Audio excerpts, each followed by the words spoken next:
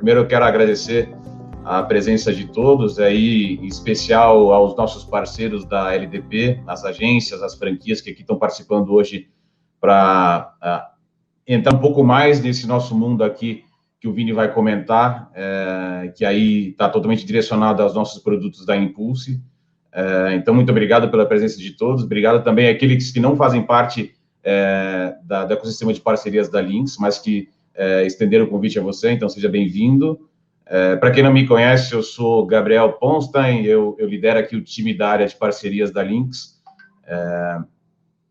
E queria reforçar que essa é mais uma das iniciativas nossas aqui da área da LDP, que é levar conteúdo para vocês. E hoje a gente está aqui com o Vini, o Vinícius Dallagnol, que é o nosso Product Manager, que vai tocar com vocês esse papo sobre um dos produtos da Impulse.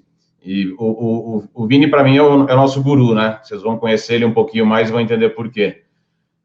Então, uma boa webinar para todos e fica aí com o nosso amigo Vinícius.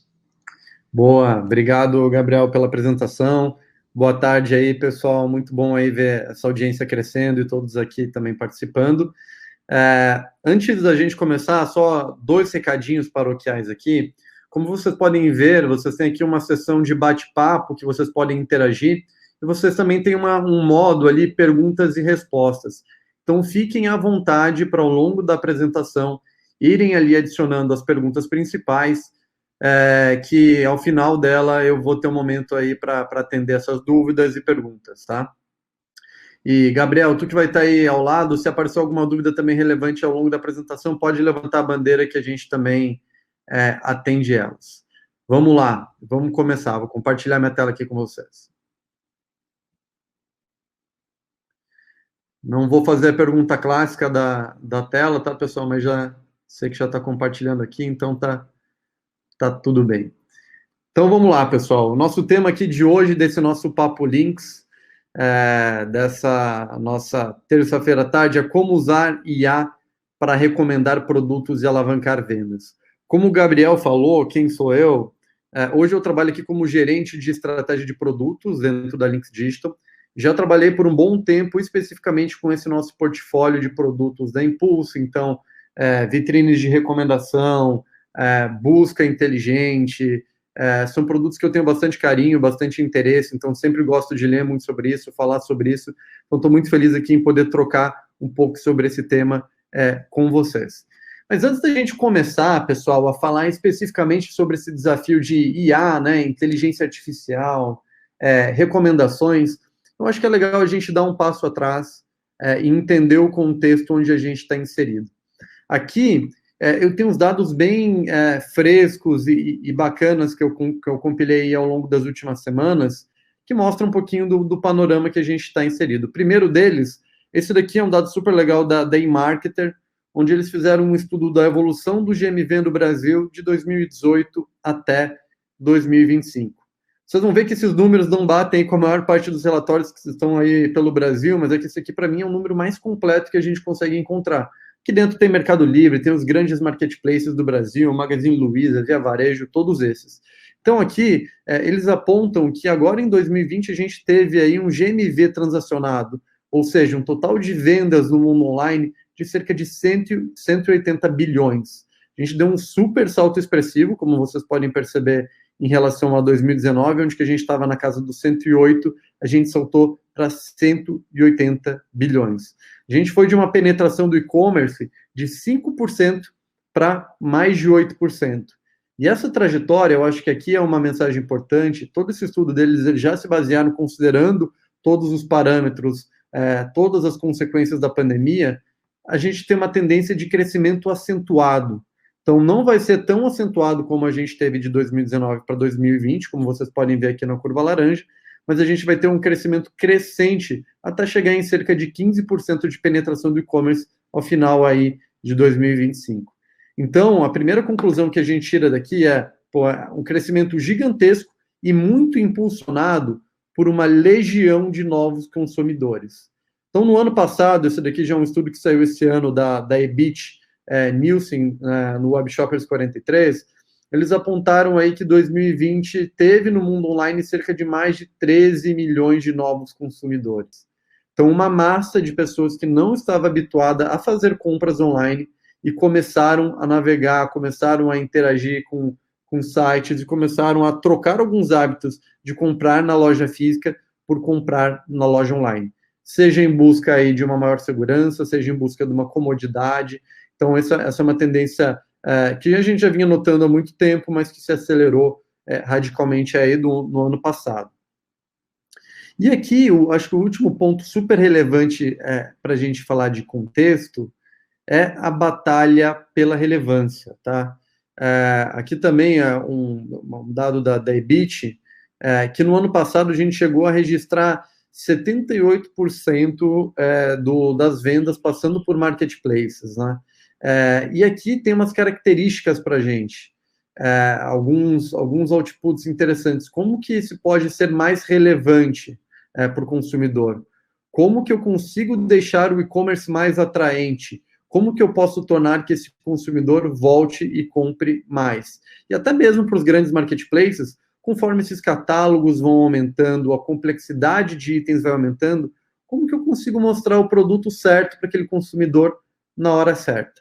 Então, um contexto que inseriu, né, na nossa realidade de varejo digital uma grande quantidade de novos clientes que estão comprando, logo também novos e-commerces surgindo, novos produtos sendo ofertados online, mas como que eu trato todos esses e-commerces, todos esses clientes de uma forma diferenciada para que a gente se torne relevante? Esse é um ponto que a gente vai tratar bastante aqui no nosso papo.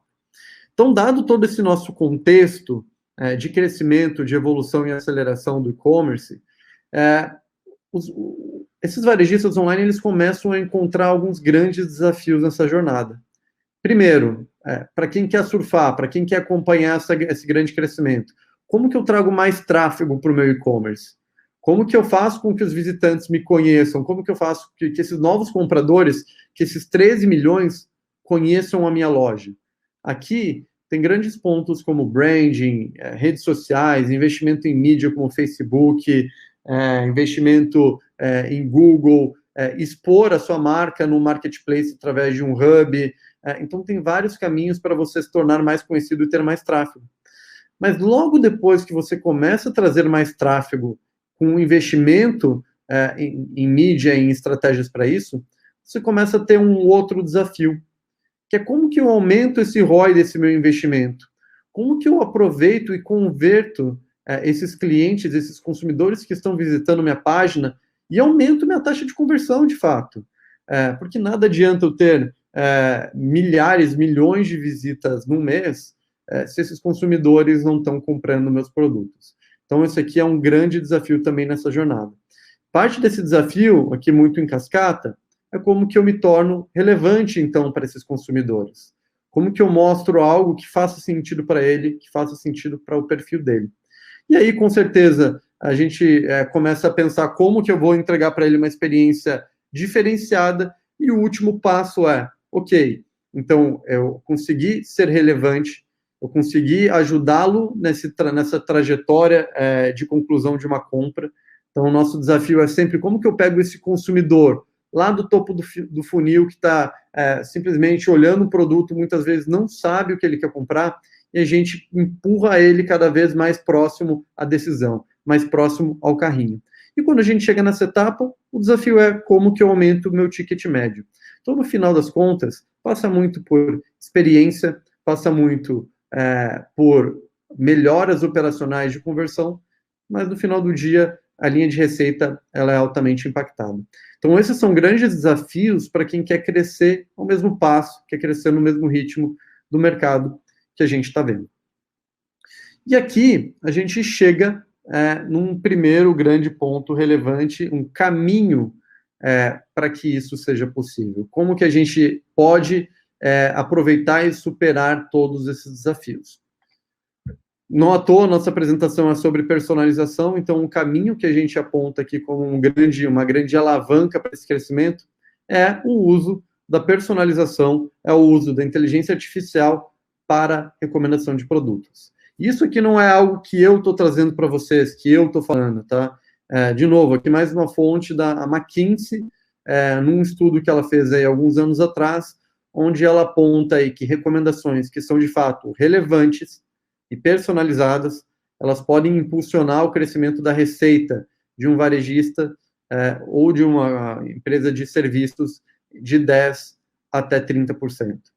Ou seja, são estratégias que, de fato, trazem resultados, e mais para o final vou trazer alguns cases práticos disso, tá bom? Ok, beleza, então recomendação é importante, personalização é importante, mas o que na prática significa recomendar um produto, né? Eu gosto dessa imagem aqui, eu gosto dessa brincadeira, que recomendar produtos é quase que um jogo de adivinha, né? Eu preciso de uma bola de cristal, eu preciso entender o que eu vou entregar para esse consumidor, qual que é a minha sugestão. Mas na prática, é um jogo de adivinha que considera aí 3 principais características, tá? O primeiro, quem é esse consumidor, né? Do que ele gosta? Quais são as características dele? Qual é o comportamento desse consumidor? Segundo, quais são os produtos que eu tenho disponível para recomendar? Qual é o catálogo? E o terceiro, como que esse consumidor, qual que é o momento dele, né? Como que ele interagiu no passado com produtos, ou como que ele interagiu com produtos próximos a um produto que ele está vendo. Então, é como se a gente estivesse levando esses 3 principais pontos, o consumidor, o produto e o momento no qual ele está vivendo, para chegar na recomendação, para chegar na sugestão do que faz sentido para ele naquele momento. E aqui isso não é exclusividade do mundo online. Se a gente pensa numa loja física, nos atendentes, é a mesma coisa. A gente tem um atendente, trabalhando na loja física, que vai conhecer esse consumidor, vai conhecer o catálogo, né, o portfólio mix de produtos, e vai conhecer, se ele tiver um bom relacionamento com esse cliente, qual que é o momento, o que faz sentido recomendar. Se é inverno, se é verão, se ele está indo para alguma ocasião especial, ele vai saber o que recomendar para ele. Grande diferença é que quando a gente leva tudo isso para o mundo online, para o mundo digital, a nossa quantidade de dados aumenta brutalmente, né? E esse jogo aqui de adivinha que eu mencionei, né, que são os sistemas de recomendação, os Recommender Systems, eles não vêm de hoje, tá? Eles são constantemente sendo falados, então personalização, recomendação, todos os grandes eventos de varejo continuam aparecendo, mas eles foram aí fortemente difundidos desde 2003. Em 2003, a Amazon ela lançou um artigo revolucionário falando sobre recomendação de produtos e que, a partir disso, várias outras iniciativas se desmembraram dele. Quando chegou em 2006 a 2009, a Netflix também tomou uma ação muito forte, talvez alguns de vocês tenham ouvido falar, que ela fez uma competição onde ela colocou em jogo $1 milhão para o indivíduo, a empresa, o inscrito que conseguisse construir o melhor algoritmo para recomendação de filmes. Então, isso que a gente está muito acostumado e utiliza muito no Netflix, ou até mesmo em outros apps de streaming, a Netflix fomentou muito fortemente isso lá em 2006. Então, ela botou esse prêmio e aí a gente teve inscritos do mundo inteiro. Inclusive, aqui a nossa solução de recomendação de produtos que a gente tem na Lynx, ela foi impactada por pessoas que participaram desse concurso também.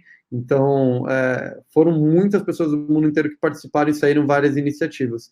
E várias pessoas que participaram dessa iniciativa aqui, ao longo do processo, começaram a pensar, mas como que eu consigo levar essas recomendações, esses algoritmos para outros segmentos?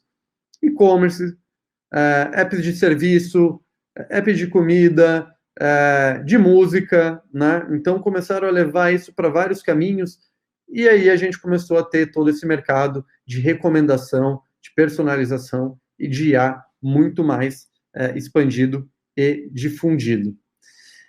Aqui, eu não vou entrar com muita profundidade, tá, pessoal? Vou evitar aqui muito tecniquez, mas acho que é legal tocar nesse ponto,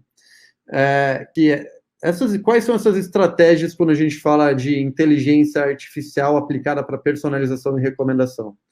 A primeira, que foi a mais utilizada e a criada pela Amazon, foi a filtragem colaborativa. O que é a filtragem colaborativa? Ela faz?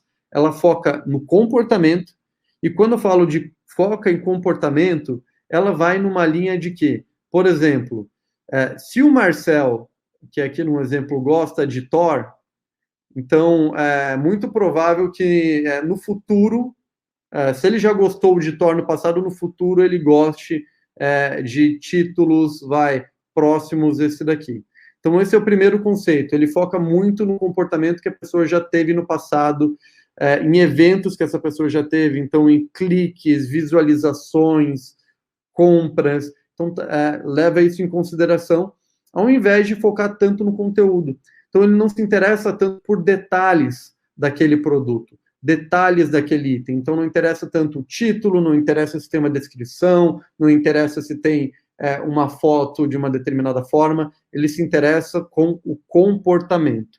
Então esse é um primeiro ponto muito importante. O segundo grande conceito na filtragem colaborativa é a questão da vizinhança.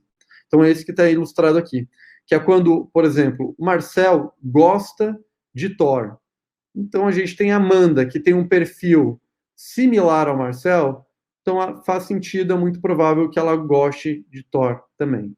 Então essa é a relação, então são esses os dois conceitos muito fortes quando a gente está falando de filtragem colaborativa, que é o foco no comportamento e também o conceito de vizinhança. Aqui tem dois pontos de atenção quando se é utilizada essa metodologia, essa estratégia, que o primeiro é a questão da escala. Então, para conseguir escalar isso de uma forma que faça sentido, que gere recomendações relevantes, é necessário uma grande quantidade de dados. E daí entram várias complicações de manipulação, armazenamento desses dados, né? Principalmente hoje em dia, toda a questão de LGPD, de como que esses dados vão ser inseridos e tratados, então tem toda essa preocupação. O segundo ponto é como que a gente começa a recomendar no dia 1. Ou seja, eu não tenho histórico, eu não sei o que o Marcel gostou no passado, eu não sei o que ele já comprou no passado, então eu não tenho histórico nenhum. Isso é o que a gente chama de cold start. Então, como é que eu começo, né? Eu começo frio. Então, como é que eu começo a recomendar se eu não sei o que essa pessoa se interessou ou interagiu no passado? Tem algumas estratégias para resolver esse problema, mas esses são os grandes desafios quando a gente está falando da filtragem colaborativa. Além dessa estratégia, né, de filtragem colaborativa, uma outra que também é utilizada, não tanto no nosso cenário de e-commerce, é a questão da estratégia de filtragem de conteúdo. Então, ao invés de focar no comportamento, ao invés de focar nesse conceito de vizinhança de usuários, se foca nos atributos de produtos, nos atributos de itens. Então, aqui, nesse caso, o produto ele precisa estar muito bem categorizado, ele precisa ter uma grande riqueza de detalhes, de atributos, um título muito bom. E aí, ao invés de entender o que o consumidor gostou no passado, é feita uma associação entre produtos. Então, fala assim, olha, produto A é similar, é próximo ao B. Então, por eles serem similares, eu vou recomendar esse produto B para esse usuário. Essa estratégia aqui, por si só, ela não é tão utilizada no e-commerce. O que a gente vê mais, né, em operações mais maduras e evoluídas é esse último item aqui que eu vou trazer para vocês, que é o uso de estratégias híbridas, que utilizam tanto a filtragem colaborativa, então todo esse uso de grandes massas de dados, comportamento dos usuários, conceito de vizinhança, informações de conteúdo, assim como outras técnicas que hoje em dia são mais comuns, como redes neurais, que aprendem também mais constantemente com o comportamento do usuário.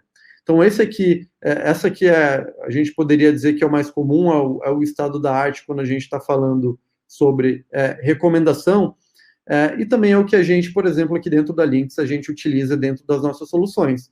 Então, quando a gente fala de modelos híbridos, um exemplo legal é o que a Amazon fez recentemente, um estudo que eles lançaram, que eles estavam com um grande desafio de fazer com que no Amazon Prime, né, na parte de filmes deles, os usuários começassem a interagir mais com novos filmes. Então, os usuários eles acabavam por terem interagido com filmes que já tinham sido lançados, com filmes do passado, filmes próximos àqueles filmes, mas que já tinham 1 ano, 6 meses que alguém já tinha assistido. Mas toda vez que um filme era muito novo, semanas, dias, ninguém tinha interagido com aquele título. Então, como que esse título seria descoberto por toda essa audiência? E aí entra toda essa questão dos algoritmos híbridos, que usam várias técnicas para garantir que a gente tenha um resultado melhor, inclusive em cenários como esse daqui. Então, essas são as 3 principais técnicas utilizadas aí para recomendação quando a gente está falando de personalização e trazendo bastante para o nosso foco aqui do e-commerce. Agora, um ponto, acho que também é muito relevante a gente discutir, assim, para mim, investir em inteligência artificial, seja para recomendação de produtos, seja para o que for na nossa operação, não é uma questão mais de será que eu vou investir, mas uma questão de quando, tá? Aqui é mais um estudo da KPMG, onde que eles apontaram que até 2025 os investimentos em inteligência artificial para operações vai bater 232 bilhões de dólares. É muita coisa, isso é uma visão no mundo inteiro. E que 40% dos executivos estão dispostos a investir mais em inteligência artificial. Então, isso é uma coisa que não tem como escapar, é mais, de fato, quando que a gente vai adotar isso, se a gente vai querer estar à frente ou se a gente vai esperar que a concorrência bata e comece a utilizar técnicas e ter visibilidade sobre isso. Então, a primeira questão é quando. Segunda é como. Como eu vou investir em IA? E aqui também tem 2 caminhos radicalmente diferentes. O primeiro, pode-se encontrar parceiros, como a Lynx, que entendam e estendam suas regras de negócio e apliquem toda a expertise de IA. Então, por exemplo, nós aqui da Lynx, a gente vem desenvolvendo nossos algoritmos de inteligência artificial, busca, vitrines há mais de 11 anos. Então, foram aí algoritmos que nasceram dentro de universidades, com uma carga bastante acadêmica, muita pesquisa, depois levados ao mercado, super evoluídos, até que chegassem nesse estado de arte que a gente tem hoje e que tem uma liderança aí no nosso mercado nacional. Então, esse é um caminho. Parceiros que estendam suas regras de negócio e apliquem expertise de IA. Outro caminho, que tem suas vantagens e desvantagens também, é desenvolver essas capabilities dentro de casa, só que com a questão de que é necessário montar todo um time de data science, é preciso sair um pouco desse core business, que é o varejo, é a venda online, de entender as categorias que você vende e entrar num negócio completamente diferente, que drena energia, que precisa chão rodado, que precisa muita pesquisa, muita aplicação, muito teste.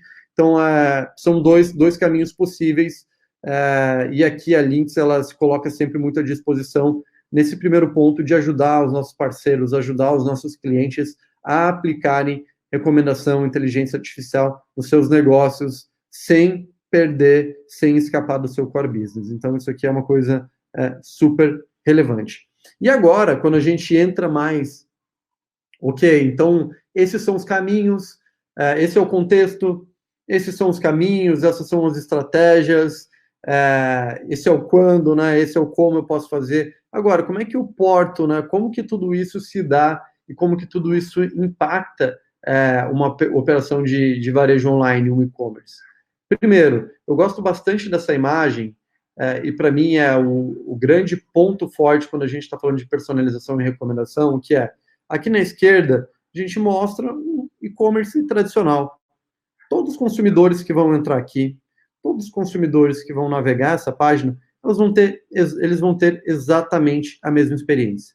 Eles vão ver os mesmos produtos sendo recomendados, a mesma estrutura de página. Então, é uma página estática. É uma página que eu usaria dizer que não tem vida, tá? Quando a gente olha um e-commerce personalizado, que está utilizando as estratégias que eu mencionei, ele se torna uma página viva. Então, cada consumidor que vai entrar nessa página aqui, cada consumidor que vai navegar, ele vai ver produtos diferentes, baseado no histórico dele, ele vai ter recomendações diferentes, posicionamento de itens na página também de uma forma diferente.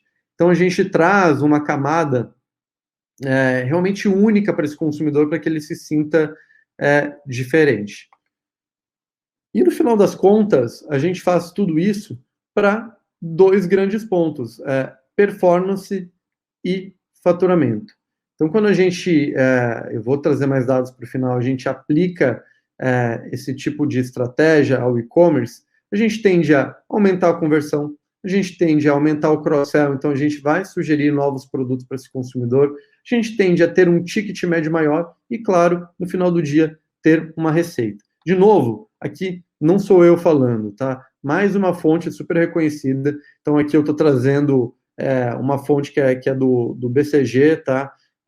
Onde que eles fizeram um estudo de como que a personalização ela pode impactar. Primeiro, nesse primeiro quadrante, nesse primeiro item aqui, o número de itens comprados, então que é o cross-sell. Segundo, o ticket médio. E terceiro, o NPS. Então, aqui, eles pegaram e separaram uma massa de clientes que eles pesquisaram em 3 categorias, em 3 níveis de maturidade. Então, maturidade baixa de personalização, então tinham estratégias não muito robustas de personalização, estratégias mais robustas, mais completas, e, de fato, quem estava ali trabalhando com o que há de melhor em personalização. E aí, eles tiveram resultados super, super, super relevantes. Por exemplo, quem tem que está num nível de maturidade altíssimo, alto, consegue ter até 110% de incremento no número de produtos comprados por um consumidor, consegue ter um aumento de ticket médio de até 40% e consegue aumentar um NPS até em 20%.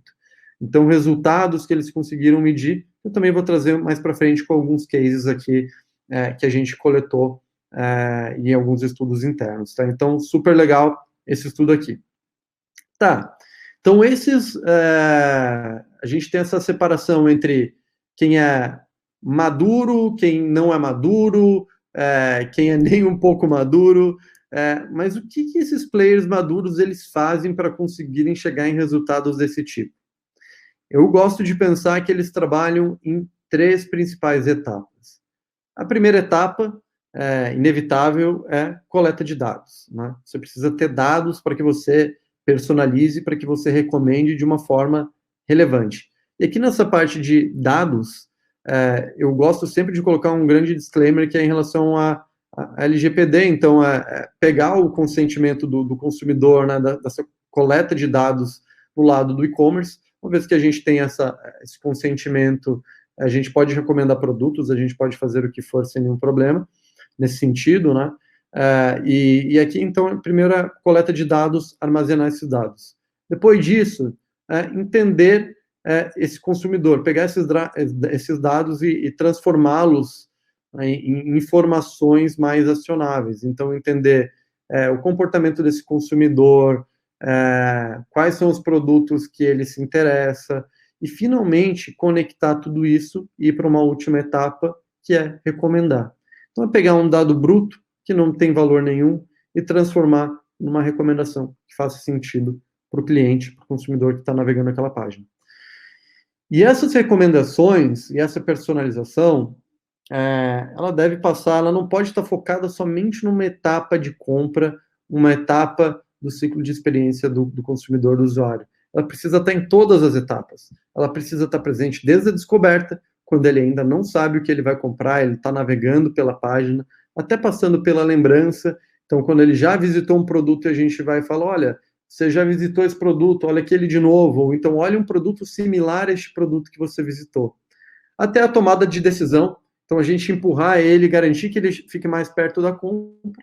E, em último lugar, claro, é sempre importante, uma vez que ele já decidiu, eu vou comprar este produto, que a gente consiga aumentar o carrinho dele, que a gente consiga aumentar o ticket médio e promover aí vendas cruzadas.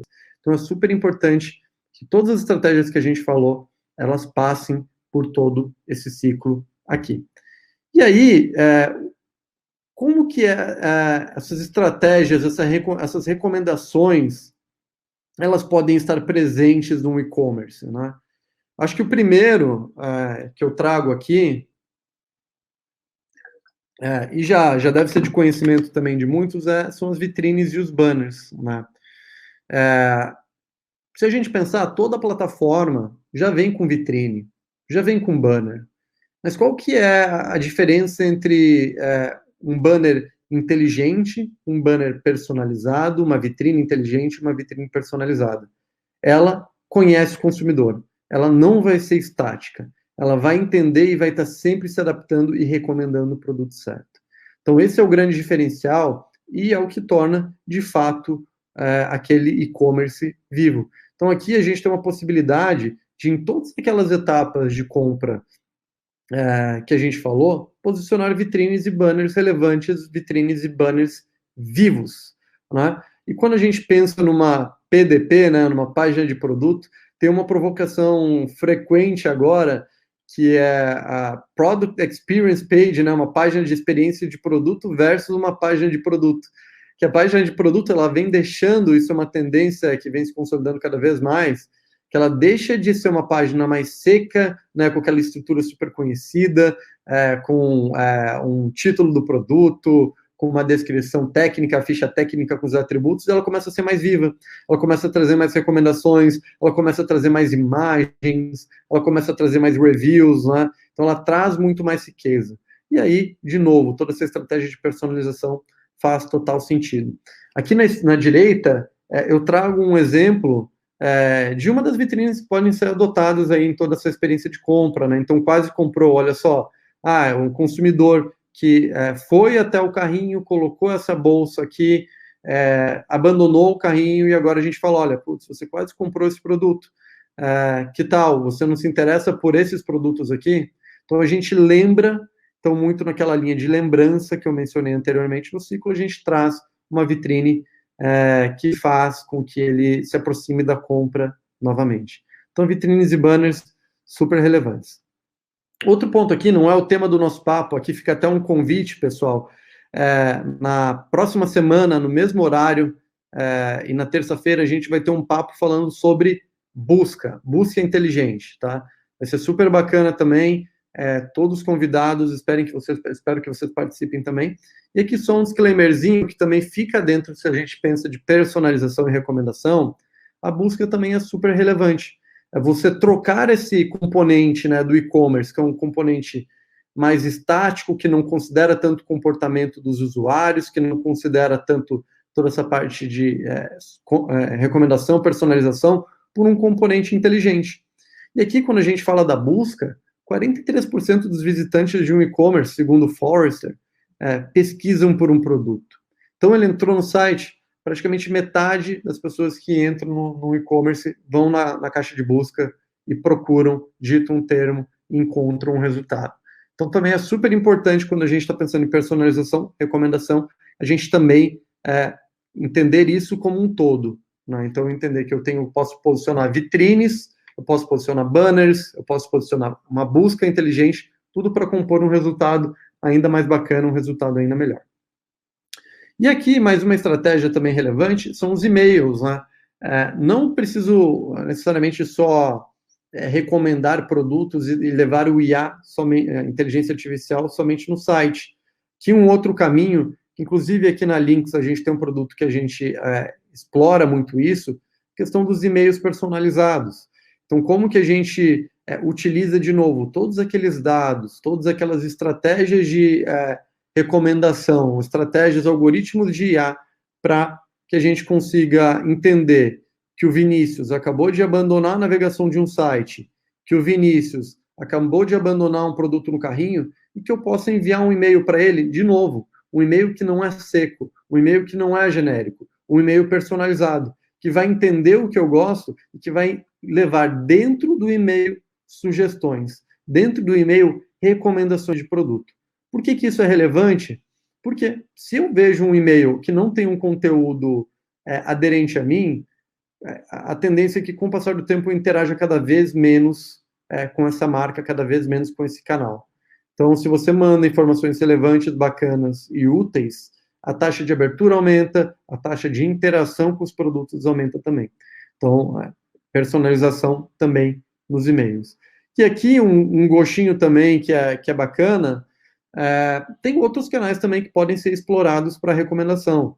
Tanto se pensar em recomendação das lojas físicas, né, que é algo que a gente ainda não vê tanto no Brasil hoje, mas já tem vários experimentos, várias coisas acontecendo, principalmente nos Estados Unidos, né, que é como que eu levo essa recomendação para uma loja utilizando os dados do usuário, e a questão da geolocalização, que aqui a gente tem alguns cases também usando, de como que eu recomendo um produto para um consumidor que está em uma determinada região. Então, como que além de todas as informações de comportamento do consumidor, do produto, eu também considero o contexto em volta, eu considero a geolocalização para entregar uma recomendação ainda mais assertiva. Ponto bem relevante aqui quando a gente está falando de recomendação é que essas personalizações elas precisam ser multicanal. Nada adianta eu ter uma super personalização bacana no meu site, no meu e-commerce, se eu não consigo transpor isso e levar também para o meu app, que eu consiga levar isso para o mobile, né? Então, isso também aqui, quando a gente construiu nossas soluções, a gente sempre garante que isso seja algo que funcione muito bem, que seja uma experiência personalizada, independente do canal onde o consumidor esteja acessando esses produtos. Então, isso é muito importante quando a gente está falando de personalização também, e ainda mais quando a gente vê o mobile, né, ganhando muita força e assumindo a maior parte da navegação e das compras aí do e-commerce. Chegando mais aqui ao fim, para conseguir abrir aqui para a nossa sessão de perguntas e respostas, eu botei esse item aqui que eu acho que é muito importante quando a gente está falando e pensando em personalização. Grande mensagem aqui personalização não pode ser uma caixa preta.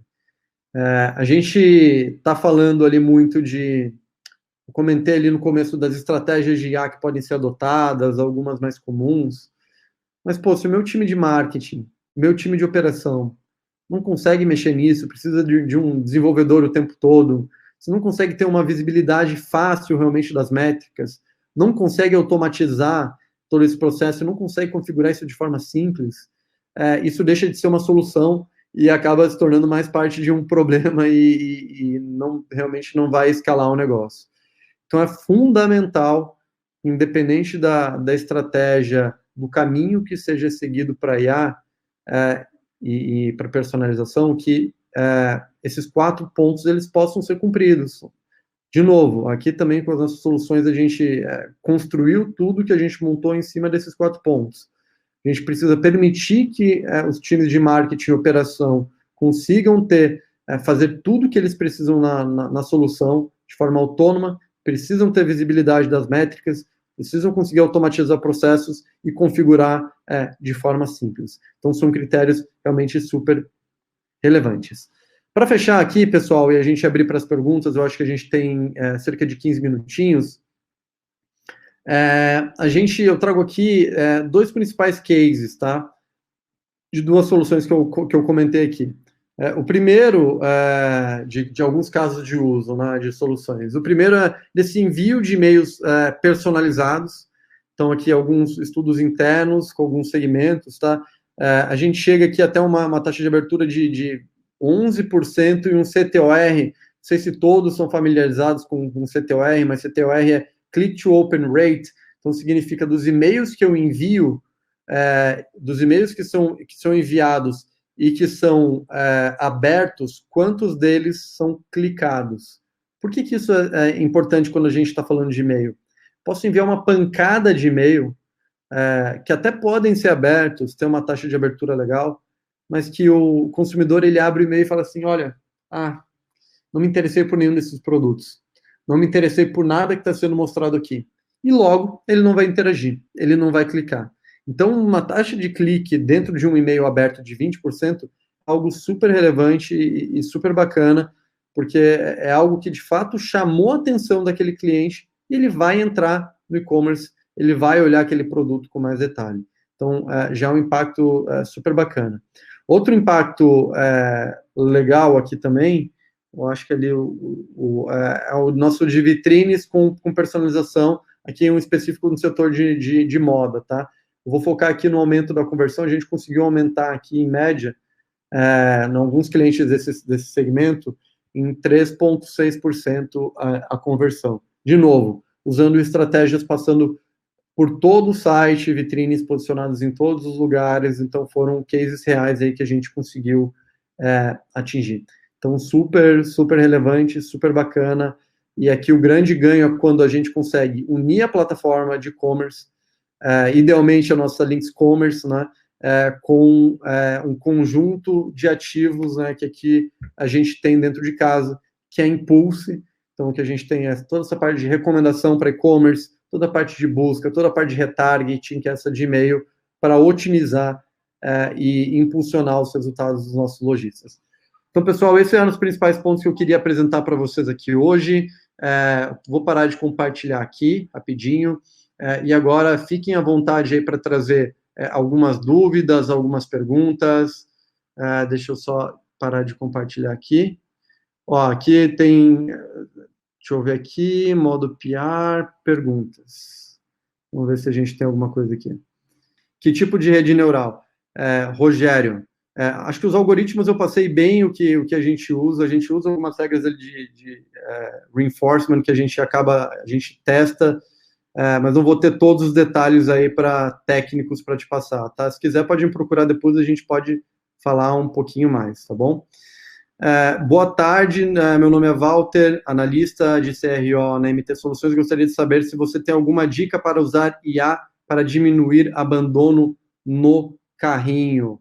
Pô, super pergunta legal, Walter, show de bola. Aí eu consigo responder essa pergunta de uma forma legal, cara.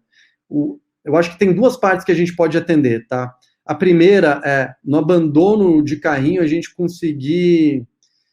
no carrinho, trazer também outras recomendações de produto. Então, a gente conseguir, mesmo que ele esteja pensando em abandonar, ele encontrar talvez uma outra sugestão, outro produto que ele possa pensar assim, olha, tá, esse produto talvez não tenha tanto fit, mas olha, tem esse daqui que é próximo, tem a ver com o meu perfil, então, quer saber? Eu vou pegar esse produto aqui, eu vou levar esse produto.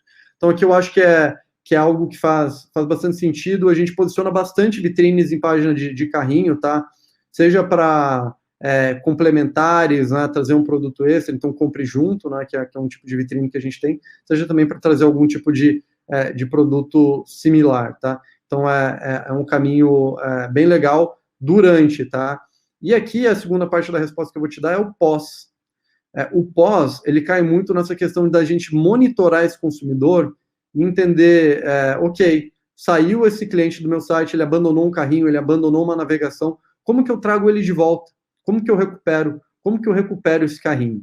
E aí que entra toda essa nossa parte de inteligência mais de e-mails, tá? Então, a gente, não só de e-mails, a gente tem toda uma suite aqui de e-mail que a gente envia para trazer esse consumidor de volta aí, tanto esse produto que ele abandonou, quanto também um conjunto de produtos que tem fit com o perfil dele e fit com esse produto que ele estava olhando. Então, com isso, a gente faz com que ele volte e encontre de novo e se reconecte com o site. Então, a gente faz isso desde usando e-mail, usando também web pushes, tá? Então, a gente também tem uma estratégia aqui de uso de web push para fazer isso.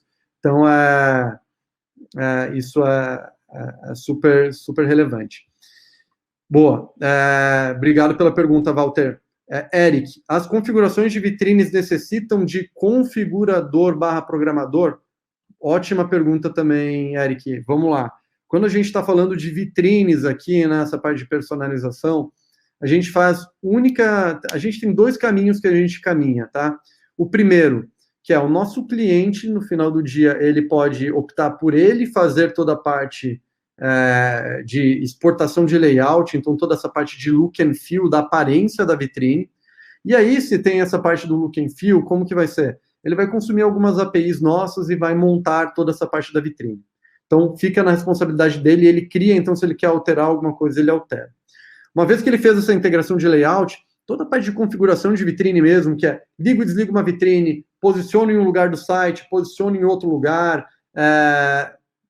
quero mudar uma configuração do preço dos produtos que eu quero mostrar, se eu quero mostrar produto com frete grátis ou não, tudo isso ele faz ao toque de um botão. Então, o único trabalho que ele teria é nessa etapa inicial da parte de layout, essa parte visual. Então, que ele tem essa opção, que eu falei, de ele fazer toda essa parte através de APIs que ele constrói com o time dele, ou 2, através de parceiros nossos e principalmente, e da Lynx também, onde que, na verdade, a gente faz toda essa parte de configuração do layout, tá?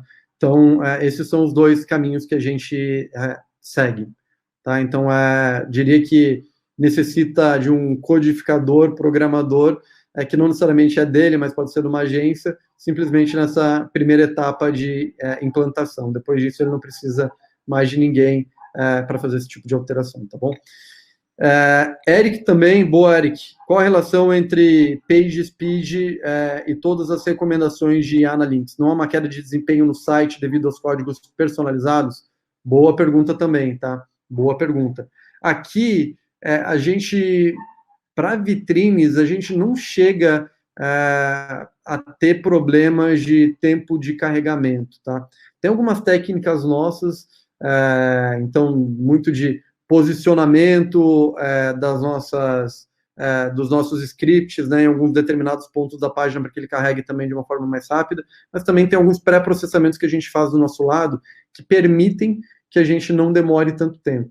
Então, isso é um ponto realmente crítico e, assim, muito bem pontuado, porque nada adianta eu recomendar um produto se para recomendar ele eu derrube para caramba o tempo de navegação e experiência do site. Então, isso foi um ponto aí também que é muito difícil para quem está começando do zero, né? Como que você consegue ser relevante e tratar toda essa grande quantidade de dados e ainda ter uma resposta em milissegundos, né?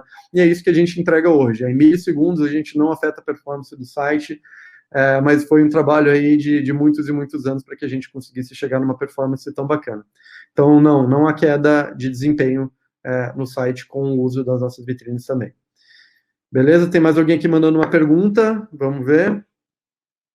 Temos mais 6 minutinhos. Enquanto isso, pessoal, fiquem à vontade aqui para mandar algumas perguntas a mais. Fiquem à vontade também para avaliar esse nosso Papo Lynx de hoje. É muito importante o feedback de vocês para que no próximo a gente consiga melhorar, ser mais assertivo também no conteúdo. Então, agradeço bastante se vocês conseguirem. Perdi 30 minutos da aula, é possível assistir depois. O pessoal está gravando aqui sim, tá? Depois a gente entra em contato contigo e a gente bate um papo e vê se a gente consegue te compartilhar o link, tá? Mas até posso entender aqui depois se a gente vai disponibilizar no YouTube ou não. Mas a gente notifica. Aqui o W Nascimento, o Walter de novo. Boa, Walter. O chatbot é uma saída para melhor relacionamento do e-commerce ou é um tiro no pé? Boa pergunta também. O que eu acho? Qual que é a minha opinião sobre isso? Eu gosto bastante de chatbot. Eu leio bastante sobre o tema, é um tema que eu me interesso bastante, mas eu acho assim, chatbot é bom, faz sentido quando é um bom chatbot, né? Quando tira toda a personalização, toda a parte humana e não resolve o teu problema, isso sim se torna um tiro no pé. Então, aqui, eu entendo muito a personalização, a recomendação, ela avançando, ela transbordando nos próximos anos para virar um assistente de vendas, tá? Eu até estava acompanhando aí um evento da Microsoft recentemente, eles falaram bastante sobre isso, mostraram várias demos de alguns estudos que eles vêm fazendo, e muito nessa linha de conseguir trazer toda essa inteligência de personalização, recomendação, de contexto, qual que é o clima do momento, qual que é a localização, onde que o usuário está, para, no chatbot, fazer recomendação. Então, imagino que esse é um caminho muito relevante, mas entendendo até aqui os principais chatbots que eu conheço aqui no Brasil, a gente está muito distante disso, a gente está muito numa linha de chatbot para atendimento, né? Chatbot mais para operação, para conseguir uma otimização operacional, tempo, SLA de resposta e suporte. Então, vejo que a gente tem muito ainda que avançar, e é um tema que aqui dentro da Lynx também a gente vem estudando bastante, como que a gente consegue ressignificar esse chatbot de uma forma mais inteligente e que entrega uma experiência de compra, de fato, de um assistente de vendas. Famosos push para usuários específicos. É válido? Assim, a gente faz pushes, tá? Então, aqui na Lynx, até contextualizando, a gente tem solução de push, né? De push notifications no nosso portfólio, que são feitas através de browser, né? Então, a gente faz esse tipo de trabalho. Para usuários específicos, eu acho que faz sentido, eu acho que é válido, sim. A gente, aqui dentro mesmo, a gente trabalha de duas formas principais. A gente tem uma forma que trabalha mais com réguas, né? Então, utilizando toda essa massa de dados para entender quando que eu notifico esse consumidor, quando que eu levo algum push para ele. Mas aqui, a gente também permite que o nosso cliente ele tenha essa autonomia de dar um push. Porque muitas vezes tem alguns conhecimentos de negócio, alguns conhecimentos específicos, e ele precisa ter essa autonomia de falar, olha, quer saber, vou fazer uma ação agora específica e eu quero ativar, eu quero fazer uma ativação específica num segmento X, com um usuário específico, então quero fazer isso. Então eu acho que é válido, mas ele não pode ser a regra, eu acho que tem que ser uma exceção, de novo, porque senão a gente perde escala, a gente vai precisar de um time de operação o tempo todo trabalhando com notificações, usuários específicos, né? Então, é válido, mas a escala ela fica muito prejudicada. Pessoal, vamos para a última perguntinha. Alguém quer aproveitar e mandar a última pergunta? A gente encerra esse tema. Vamos ver. Valeu aí pela super participação, tá? Walter, Eric também pelas perguntas, foi bem bacana. Rogério também. Valeu aí a galera que mandou as perguntas. Boa, Gabriel, valeu. Então tá bom, pessoal, para a gente fechar aqui no horário, então vamos encerrar esse nosso Papo Link de hoje. De novo, se alguém não respondeu aí a nossa enquete, por favor, respondam, vai ser super bacana aí ter o feedback de vocês. Obrigado pela participação de todos, tenham um bom restinho aí de terça-feira, e de novo, super feliz aí com o engajamento de vocês, a participação, e espero que vocês participem também aí na nossa próxima terça-feira, tá bom? Valeu, galera, obrigado.